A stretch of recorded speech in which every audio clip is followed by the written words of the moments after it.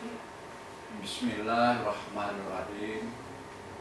Assalamualaikum warahmatullahi wabarakatuh. Perkenalkan, saya Budi Aspiati, dosen tetap pada program studi manajemen Sekolah Tinggi Ilmu Ekonomi Purnagraha Kota Pekanbaru, Riau. Pada kesempatan ini saya akan menyampaikan pernyataan diri dosen unjuk kerja Tridharma Perguruan Tinggi atau disingkat dengan PDD UKT-PT dalam bidang pengajaran. Adapun salah satu mata kuliah yang saya ampu saat ini adalah mata kuliah pengantar bisnis dengan kode mata kuliah MKDKU 205.1. Mata kuliah ini merupakan mata kuliah wajib bagi mahasiswa dengan bobot 3 SKS. Mata kuliah ini membahas mengenai pengertian dan konsep dasar bisnis, lingkungan yang mempengaruhi bisnis, dan jenis organisasi bisnis. Mata kuliah ini juga menjelaskan berbagai fungsi operasional bisnis dalam perusahaan, seperti sumber daya manusia, operasi, pemasaran, dan keuangan. Materi pada mata kuliah ini mencakup yang pertama, filosofi dasar pengetahuan dan ilmu ekonomi. Yang kedua, perusahaan. Yang ketiga, saham dan obligasi. Yang keempat, sumber modal perusahaan. Yang kelima, laporan neraca. Yang keenam, big event. Dan yang ketujuh, biaya dan peningkatan volume penjualan. Adapun capaian pembelajaran lulusan atau CPL adalah yang pertama, mampu menerapkan pemikiran secara logis, kritis, dan sistematis dalam pengembangan ilmu pengetahuan dan teknologi di bidang keahlian manajemen. Yang kedua, mampu bekerja pada bidang keuangan, pemasaran, bisnis pada sektor swasta maupun pemerintah. Yang ketiga, mampu menunjukkan kinerja secara mandiri dan berkualitas pada bidang keahlian manajemen. Dan untuk capaian pembelajaran mata kuliah ini adalah yang pertama, mahasiswa diharapkan mampu menjelaskan prinsip dan etika dalam bidang pengantar bisnis. Yang kedua, mahasiswa diharapkan mampu mempresentasikan keahlian dalam bidang pengantar bisnis. Yang ketiga, mahasiswa juga diharapkan mampu menjelaskan jenis-jenis perusahaan, hubungan perusahaan dengan masyarakat.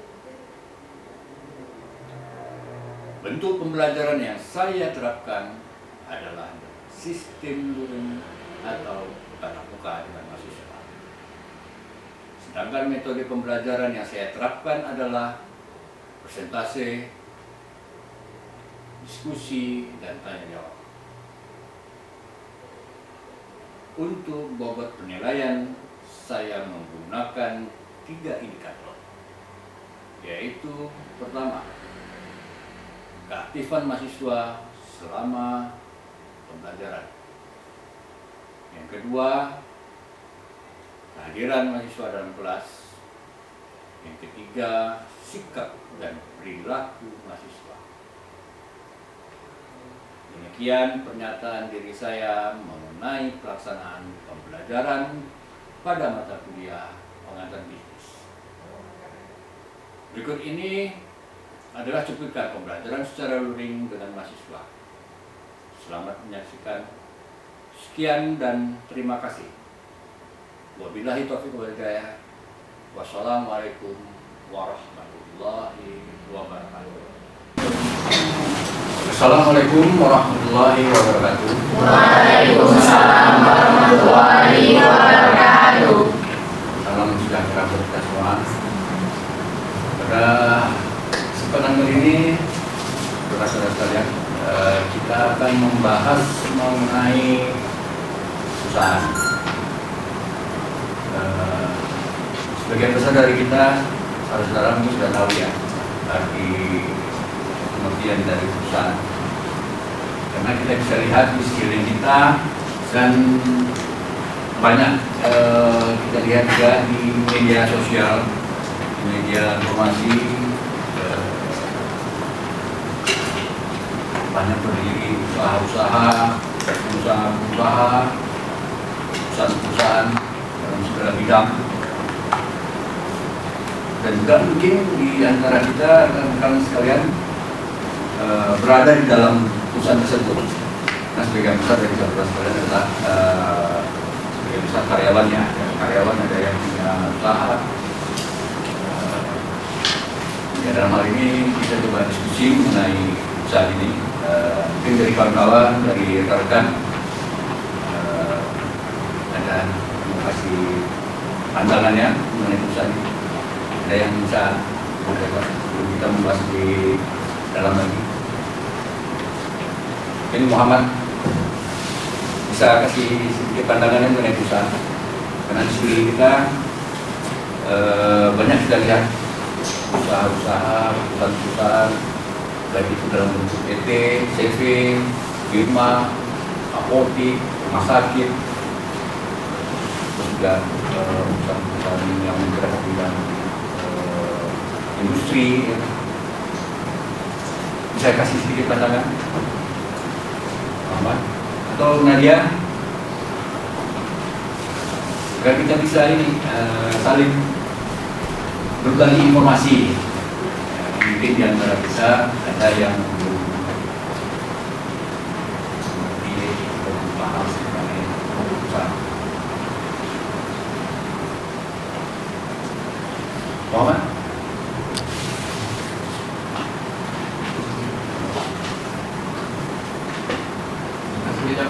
Boleh silakan, kasih aja pandangannya mengenai perusahaan. Saya perusahaan adalah suatu organisasi Ya. atau kesatuan juridis, hukum dan ekonomis yang menggunakan sumber daya yaitu modal, tenaga kerja, dan kewirausahaan untuk memproduksi serta mendistribusikan barang atau jasa yang bertujuan utamanya adalah untuk mencari kebutuhan masyarakat sekaligus memperoleh keuntungan atau laba. Ya.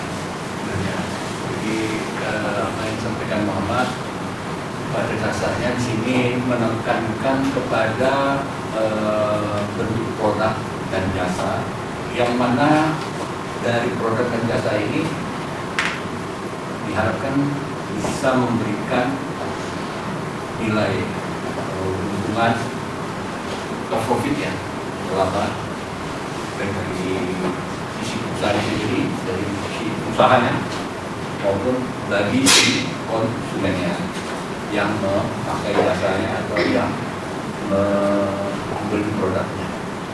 Jadi ada konsumen yang menganggap suatu produk punya nilai lebih dibanding uang yang dibelinya, sehingga dia rela mengeluarkan uangnya, sejumlah uangnya untuk memenuhi kebutuhannya dalam bentuk produk atau jasa. Nah, inilah yang dibilang sebagai peluang. Kita pun tanpa kita sadari, dengan uang yang kita miliki, melihat sesuatu produk yang mana produk itu kita anggap penting, kita anggap butuh. Pada dasarnya kita yang siap mengeluarkan sejumlah uang kita, rela kita untuk mengeluarkan uang kita hanya semata-mata untuk memiliki barang tersebut, produk tersebut. Karena berangkat dari kebutuhan. Nah, inilah di mata para pembisnis, di mata para pengusaha, potensi pasar yang dianggap mereka, dianggap para pengusaha, peluang usaha yang diusahakan kita terus menerus terus dikelola. Dan kita potensi kunjungan, potensi laba yang diperoleh dari setiap transaksi. Jadi ada hubungan antara perusahaan dengan masyarakat yang saling sinergi, yang saling membutuhkan. Nah, mungkin dari Ridwan ada kasih pandangan yang mengenai perusahaan. Mungkin dari sudut pandang Ridwan memandang perusahaan itu seperti apa? Jadi tujuan utama perusahaan adalah mendapatkan keuntungan, Betul, betul. memenuhi kebutuhan masyarakat serta membuka lapangan pekerjaan. Ya, betul. Jadi banyak manfaatnya. Jadi banyak keuntungan yang diperoleh dengan keberadaan suatu perusahaan. Berangkat dari sebelum orang ini, pengusaha ini atau seseorang membuka suatu usaha, membuka suatu perusahaan, langkah awal yang dia kaji adalah potensi uang di pasar. Seberapa besar kebutuhan masyarakat terhadap produk yang akan diproduksi, itulah yang dikajinya, yang wilayah yang dianalisa saya sampailah menjadi suatu perusahaan. Jadi simpulannya perusahaan itu suatu bentuk usaha yang mana dalam bentuk usaha ini memproduksi suatu barang atau produk dan menyediakan jasa untuk memenuhi kebutuhan konsumen, pelanggan, masyarakat. Dengan harapan usaha tersebut yang dikelola dengan terus-menerus demi kontinu dapat memberikan keuntungan. Jadi keuntungan inilah yang menjadi motivasi kenapa suatu usaha itu dijalankan sampai dia menjadi bentuk suatu organisasi atau perusahaan. Berangkat dari suatu usaha yang skala kecil berkembang menjadilah menjadi suatu perusahaan yang besar. Jadi berdasarkan pengertian perusahaan menurut Undang-Undang Nomor 3 Tahun 1982 tentang wajib perusahaan, wajib daftar perusahaan pasal 1 huruf C.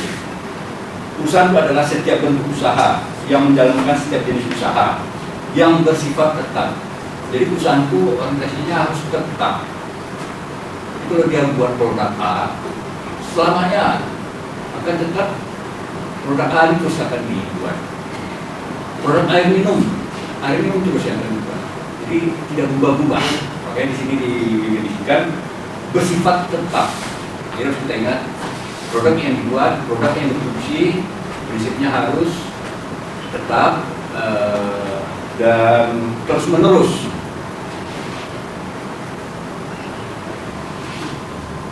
Nah, saya mengikuti distribusi produk itu mulai dari pabrik sampai ke konsumen terakhir.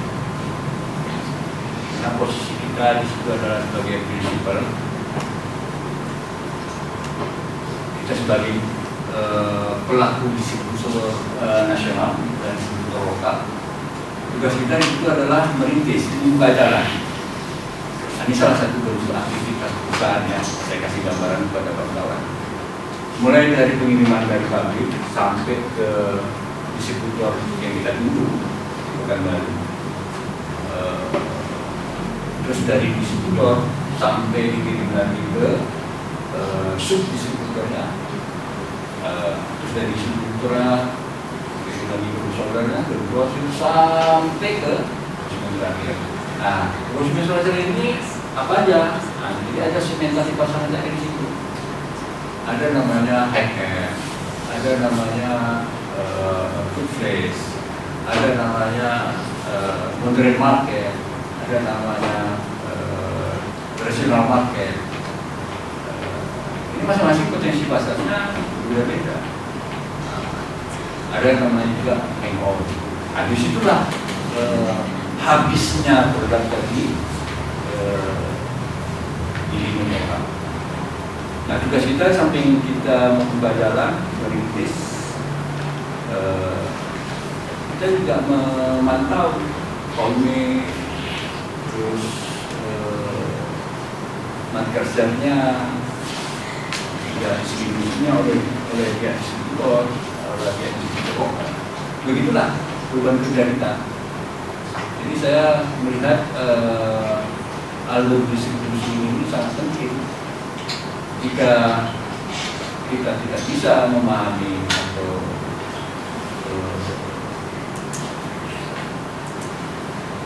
pelajari dari hal tadi, volume, timbangan, distribusinya, marketing,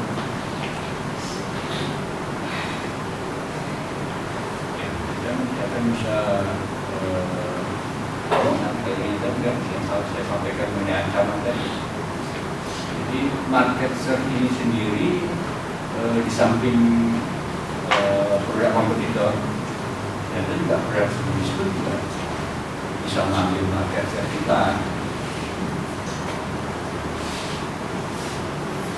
Ada yang ingin tanyakan dari saudara-saudara sekalian mengenai perusahaan?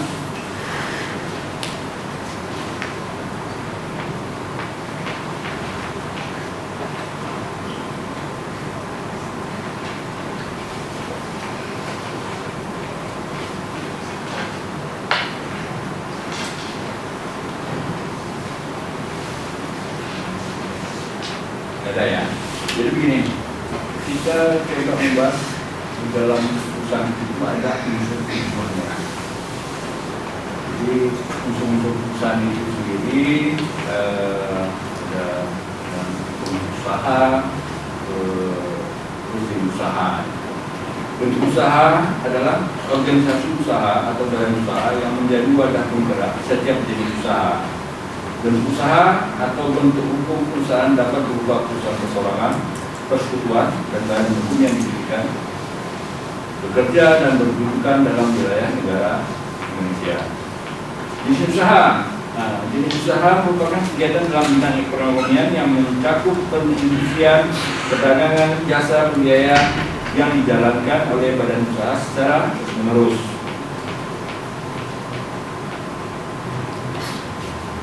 Badan usaha. Badan usaha yang menjalankan kegiatan dalam bidang perekonomian mempunyai bentuk hukum tertentu, seperti perusahaan dagang, firma, persekutuan komunitas, PT, perseroan terbatas, PT, perusahaan umum, perusahaan perseroan, koperasi, dan yayasan. Badan usaha.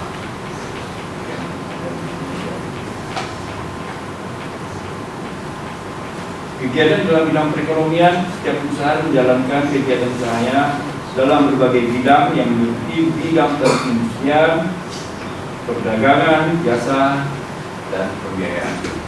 Jadi saudara sekalian, ada yang bekerja di perusahaan pembiayaan? Tidak ada? Tidak ada ya. Saya dulu pernah bekerja juga di perusahaan pembiayaan. Nama perusahaannya PT Federal International Finance.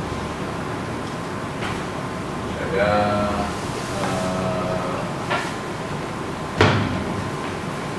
selamat kuliah dulu, langsung bekerja di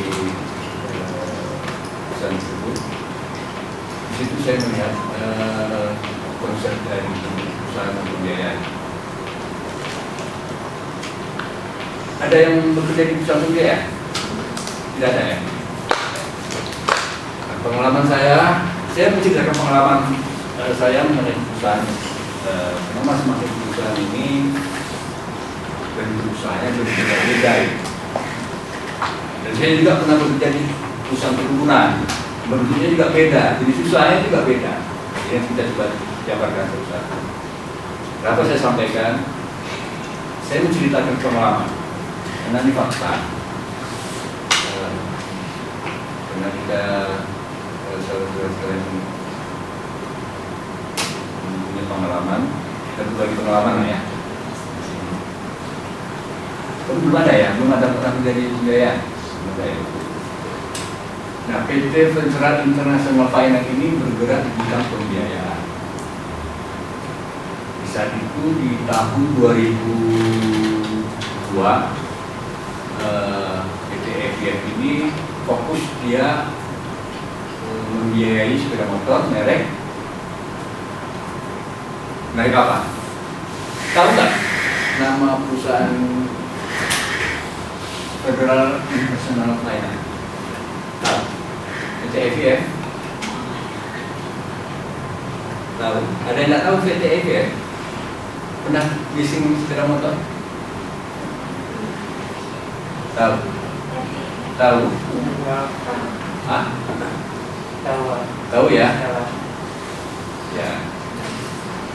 Ada yang nggak tahu? Hah? Nah dia tahu? Tahu. Kantornya di sini di mana? Di Ayukan itu Pak, di Saringan ada. Di mana? Di Ayukan sebelum Silvamutan. Oh iya, betul. Dekat Dulu di tahun 2000 saya masih di sana berkantor di Jalan Tuan Kamusari. Jadi PT Federal International Finance ini dia bergerak di bidang pembiayaan sepeda motor khusus Honda. Merek yang lain dia tidak akan biayai. Dia hanya khusus membiayai sepeda motor jenis merek Honda.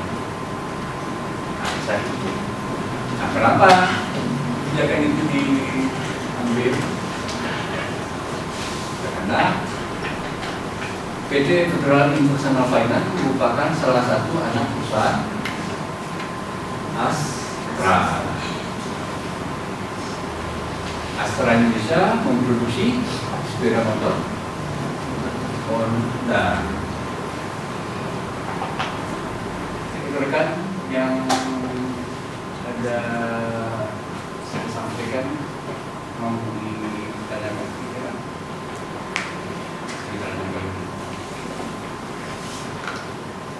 ada yang mau ditanyakan.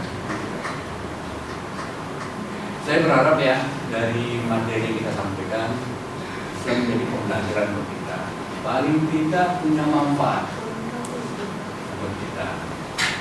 Seberapa besar pun informasi yang saudara-saudara terima, saudara bermanfaat untuk kita semua.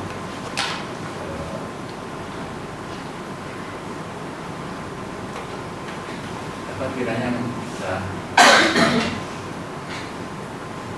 menggunakan untuk kita ke depannya. Insyaallah.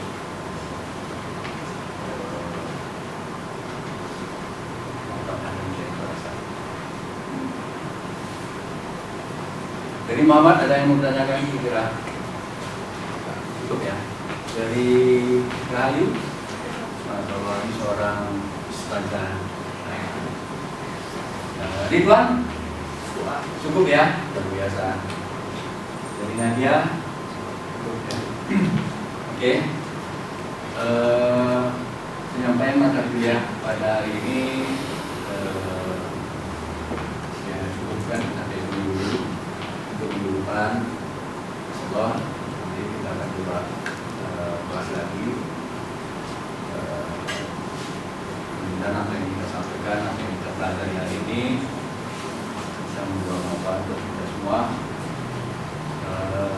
Saya akhiri, lebih dan kurang mohon saya mohon maaf atas kekhilafan dalam penyampaian. Assalamualaikum warahmatullahi wabarakatuh. Waalaikumsalam.